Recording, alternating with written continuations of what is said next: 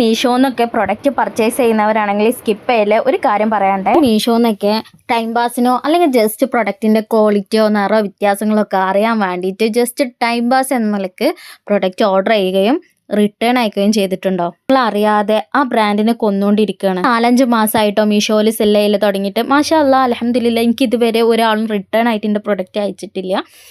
പക്ഷേ ഇന്ന് എനിക്കൊരു ക്യാൻസൽ വന്നപ്പോഴാണ് എനിക്ക് ഇതിൻ്റെ ഒരു ഇത് മനസ്സിലായത്. കാരണം ഞാൻ ഇതിൻ്റെ മുന്നേ എൻ്റെ ഫ്രണ്ടിനോട് ഞാൻ മീഷോയിൽ ലിസ്റ്റ് ചെയ്തു എന്ന് പറഞ്ഞപ്പോൾ അവൾ എൻ്റെ അടുത്ത് പറഞ്ഞത് മീഷോയിൽ ലിസ്റ്റ് ചെയ്യല്ലേ, ഞാൻ ചെയ്തിട്ട് പെട്ടുപോയതാണെന്നാ.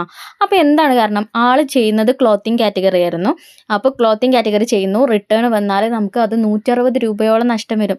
ചിലപ്പോൾ നമ്മൾ ഡെയിലി വെയറിൻ്റെ സെക്ഷനൊക്കെ ആണെങ്കിൽ മാക്സിമം 300-200 രൂപയൊക്കെ ആവും പ്രൊഡക്റ്റിൻ്റെ റേറ്റ് നമ്മൾ കൊടുത്തിട്ടുണ്ടാവാം. അപ്പോൾ 160 രൂപ എന്ന് പറഞ്ഞാൽ ഒരുപാട് നഷ്ടമാണ് നമുക്ക് റിട്ടേൺ വന്നിട്ടുണ്ടെങ്കിൽ. അങ്ങനെ നിങ്ങൾ അറിയാതെയൊക്കെ ആവും ചെയ്തിട്ടുണ്ടാവും. അങ്ങനെ ചെയ്യുകയാണെങ്കിൽ നിങ്ങൾ ഇനി ഒന്ന് ശ്രദ്ധിക്കുക. ക്യാൻസൽ ആക്കിയതുകൊണ്ട് എനിക്ക് ഇവിടെ ആകെ ആ പ്രിൻ്ററിൻ്റെ ഒരു ലോസേ വന്നിട്ടുള്ളൂ കേട്ടോ. ആ പ്രിൻ്റ് എടുത്ത ഒരു എമൗണ്ട് മാത്രമേ എനിക്ക് ലോസ്